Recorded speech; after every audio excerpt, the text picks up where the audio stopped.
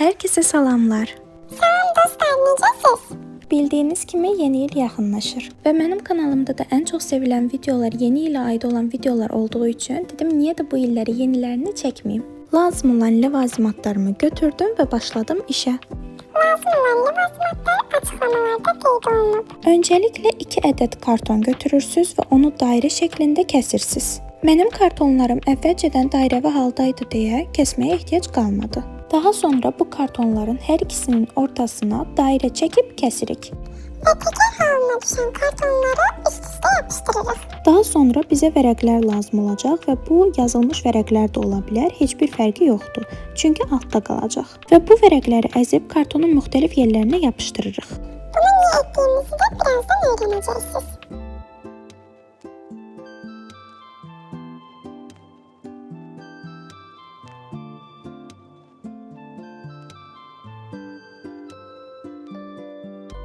Daha sonra zərin başlanğıcını kley ilə kartona yapışdırıb dolayırıq.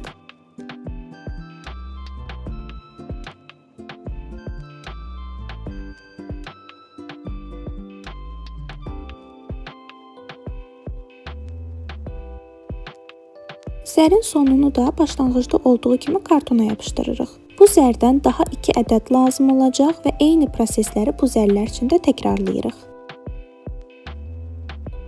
Dekorumuz öndən həcmli görsənsin deyə zərin altından kağızlar yapışdırmışdım. Səbəbi buydu.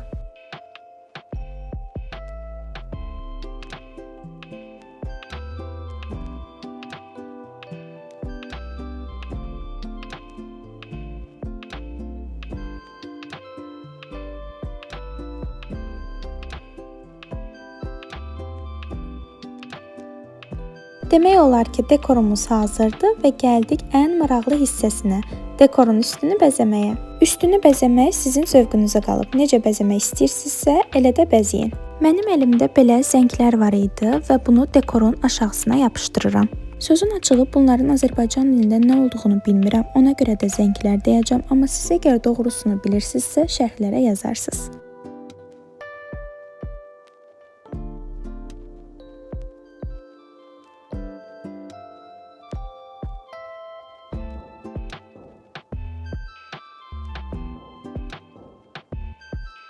Keçən dəfə belə bir oyuncaqlar almışdım və düşündüm ki, bunlar da dekorun üstündə gözəl görsənəcək.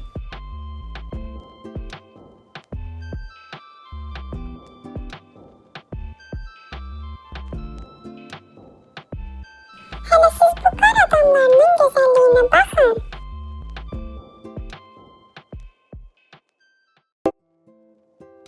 Dekorun üstündəki bəzi oyuncaqların düzəldilmə qaydasını da yeni videolarda göstərəcəm. Ona görə də dostlar, abunə olursunuz ki, yeni videoları qaçırmayasınız.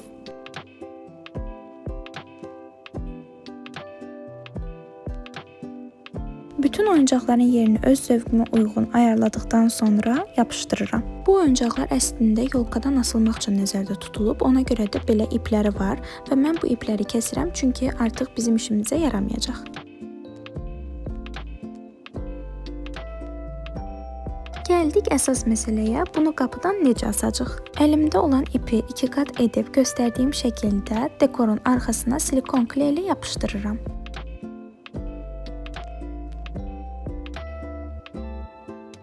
Yapışdığından tam əmin olduqdan sonra dekorumuzu qapıdan asa bilərik.